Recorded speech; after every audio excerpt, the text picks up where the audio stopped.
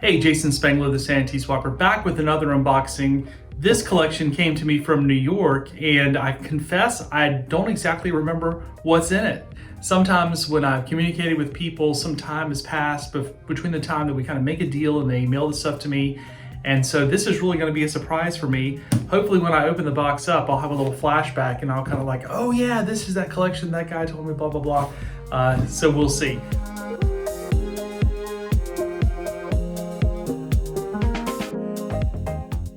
I do know that I did check my notes. I've already paid for the collection and settled up with the family that sent it to me. So good to go on that end. Let's go ahead and see what's in here. It's kind of a dense box. It weighs 8 pounds and it's really a pretty good sized box. So I'm not sure that, hopefully the 8 pounds is not 1 pound of patches and 5 pounds of books or something. But let's not judge. Let's get in here and see what we've got. Okay. Good stuff, good stuff. So take a look at that. I can already see off the top we have uniform parts, lots of neckerchiefs, stuff that I love to get. So I'll go ahead and just sort of drop this and we will see what's in here.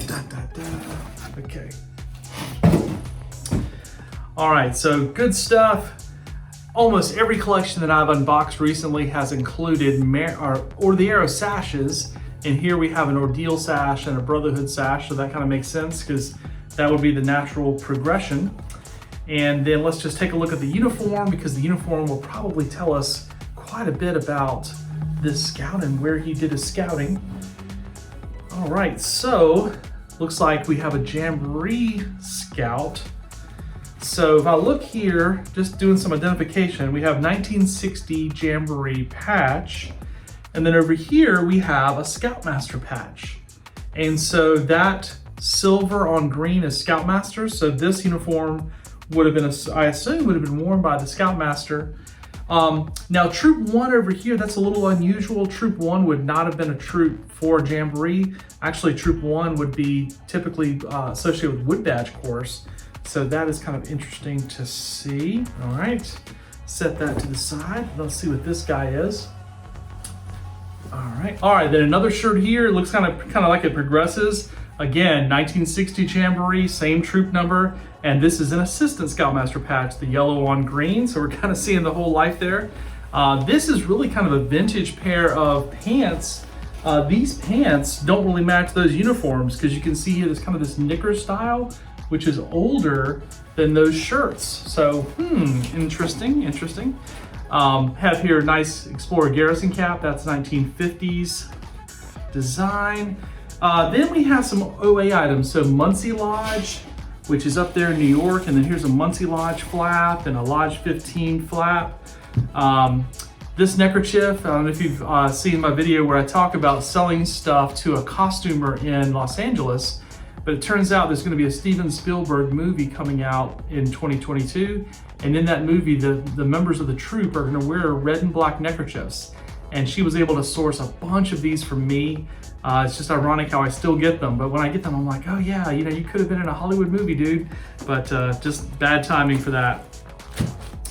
Some more stuff here. We have some more neckerchiefs. And then I probably should grab this. So, you talk about a person's scouting history, nothing tells it like their red vest, or sometimes they have a red patched jacket. And so this is the scout's patch vest that mom sewed up for him. We can see some patches on the front. Again, there's a Munsi twill flap, Camp Simicon, Rockland County Council, Buffalo Bill District, Bullowa, which might be a district patch, Philmont Scout Ranch, National Capital Area, Santa Fe Trail Council, Camp Talichi, Okefenokee, that's not from New York. A lot of times what you see on these jackets is people will put on here patches that they trade for as well. And so it doesn't always match up.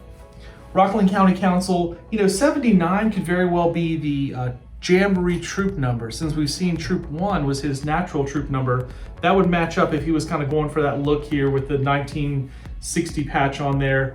Here's a 50 patch. Again, he would have gone to both of those, but the 50 patch kind of looks good there as well. Then we have another one, which is kind of interesting. This could be I'm not sure. Similar time period, smaller. You know, maybe this was another family member. We see this lodge flap for the first time, Shinnecock Lodge. Obviously a Philmont arrowhead that you would have gotten by hiking the trail. So not sure if this would have been the same person or perhaps another scout. Sometimes in these collections I'll get multiple family members because things kind of end up, you know, so-and-so was in scouts, so if this guy passed away, it kind of ends up on this side. I'm seeing 2 sashes here, so that might also kind of help tell the story. So let me take a look at these and see what we've got. Yep, so these are similar time periods though. If you look at these 2 sashes, the ones with the crimped edge, which would be this guy right here, this is 1950s, and then it goes into a 1960s style here. And the same kind of thing happens over on this sash. So we have up here at the top part, we had these crimped edges from the 50s, and then down towards the bottom, we have this style with the twill and the round with the border on it, and that is 1960s. So 2 sashes there. Definitely, let's see if I can sort of do some math. Definitely whoever owned this sash would have qualified as an Eagle Scout. Typically you needed 21 merit badges and a certain combination of those. And then I think in this, I did see a coffin case. Now with these coffin cases, I don't always, when I open them up, there's no telling what's in here. What was originally in here was an Eagle Scout medal, but it's not clear if that would have been, aha, here we go. So there is an Eagle Scout medal in here, so I'll show you guys that. And there's a religious medal, which would have been the Protestant God and Country medal. So let me just kind of get these properly spun around, and then I will put those there for you to see. So love getting Eagle Scout medals, especially with the sash, because it really tells the story, makes for a nice display. While I've got that up there, let me show you some other ones here. We got Neckerchiefs, Camp, Bullowa. We see them patch from them already. Camporee here as well. Then there's that district again. I'm pretty sure that's a district, Bullowa, or actually it could be a camp, because here is a 1962 Staff Neckerchief. So actually, let me back up and say the Bullowa, I should know this, but it's probably a camp in New York. And here's a Staff Neckerchief and a regular. Again, Steven Spielberg, there's your red and black neckerchief. Another one here. And then, yep, 1960, there's the Jamboree neckerchief. Got lots of those. And then this is really nice. Let me throw this up here. 1961, Rockland, New York, Philmont contingent. So if we go back and look at this vest right here, and it says there that's a 1961. This patch is labeled 1961, and that's probably the 1961 Philmont patch that the scout got from doing that trip. And then here are some Philmont neckerchiefs. Again, these neckerchiefs are just everywhere. So you can see here, these are all from 1961, I would assume, but they look very similar to the other ones you would have seen in collections. A couple of other things here. It says here, Philmont Correspondence Packet.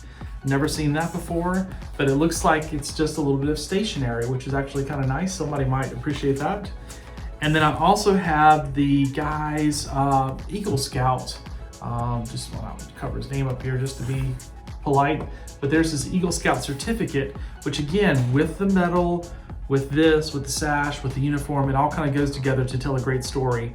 And I love getting collections like that. So I don't know if there's anything else here. Nope, too much. Sometimes you end up with random merit badges that never made it on the sash. You know, kind of at the very end, especially maybe after the guy got Eagle, you know, hassling mom to sew a few more patches on the end might not happen. So I do find that with some collections. So anyways, this is the kind of collection that I really enjoy getting. One where I can definitely see someone's scouting history. And I know based upon the name that I bought this collection from that guy. Earlier when I told you I didn't quite remember, it was because on the return address, he used his first name and not his last name.